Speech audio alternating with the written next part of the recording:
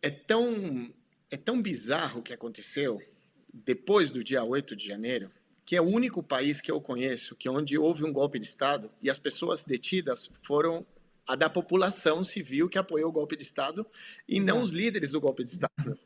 Em qualquer outro país, como foi o caso da Bolívia ontem, o general que comandou o golpe de Estado ele foi detido 2 horas depois da tentativa de golpe. No Brasil já se passou 1 ano e meio e não aconteceu absolutamente nada e provavelmente não aconteça nada. Provavelmente o Bolsonaro, que é o grande líder desse golpe de Estado, não vai ser detido por isso. Provavelmente os generais, com nome e apelido, todos conhecem, não vão ser detidos, porque a gente passa no Brasil por um processo muito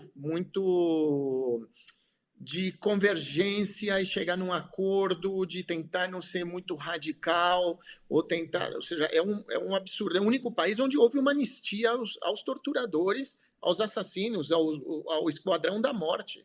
O resto no Chile, na Argentina, no Uruguai, no Paraguai, na Bolívia, todos os países passaram por um processo onde os generais, e inclusive os setores, alguns civis e políticos responderam ante a justiça, inclusive com cadeia. E no Brasil isso não aconteceu. Né? A Constituição de 87 é uma grande Constituição para atender à necessidade daqueles que governaram durante a ditadura, sejam militares ou sejam civis. Então, o Brasil é um dos poucos países, eu diria, vamos contar, vamos ver a nossa história. Né? A gente foi o último país do planeta a acabar com a escravidão. A gente foi um país que, na sua independência, a diferença de todos os países da América Latina, se transformou num império. A gente virou uma monarquia porque o príncipe não queria passar frio na Europa. Não porque houve um processo popular de levante, de tentativa de independência da Europa. Isso a gente vê sendo replicado constantemente. Então, a nossa democracia, imagina, desde 1988, quando realmente surge uma nova Constituição, há uma eleição direta, a primeira vez depois de 30 anos, que elegeu o Fernando Collor de Mello. Então, vamos lá, desde 90 praticamente até o dia de hoje, a gente teve 2 golpes de Estado. Um que a presidenta Dilma Rousseff recebeu um golpe de Estado, ela foi deposta não com militares tomando o Congresso, mas sim com paramilitares, com milicianos votando em contra dela, com uma barbaridade jurídica, uma invenção que não tinha nenhuma sustentação, e ela foi derrubada. E agora o presidente Lula sofreu um golpe de Estado. Então, eu acho que o Brasil tem uma característica, inclusive cultural, histórica, de não rompimento, de não luta até o último, até últimas consequências para conseguir mudar as coisas. Né? O Brasil é um país que a esquerda aquela esquerda que foi um pouco mais radical, ela foi massacrada, ela praticamente desapareceu durante o período militar. Mas depois os setores que conseguiram chegar ao poder pela via democrática, de alguma maneira, entenderam que a dinâmica do Brasil também é um pouco diferente, mas culturalmente o não enfrentamento direto a essas condições adversas como um golpe de Estado. Volto a repetir, como pode ser que no golpe de Estado as pessoas detidas são aquelas que apoiaram o golpe e não os generais, não as pessoas que comandaram, não quem tem no WhatsApp. Isso é impossível. Essa é a coisa mais fácil você identificar, então, essas pessoas.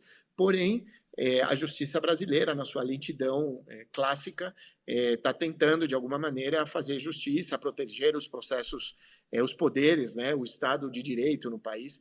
Porém, a gente vê que há uma ameaça constante. O dia de amanhã isso pode voltar a acontecer. Né? É uma questão conjuntural. Por quê? Porque o Brasil, a gente tem que ver o nosso país não simplesmente como um país grande, maravilhoso, que tem uma diversidade cultural e tal.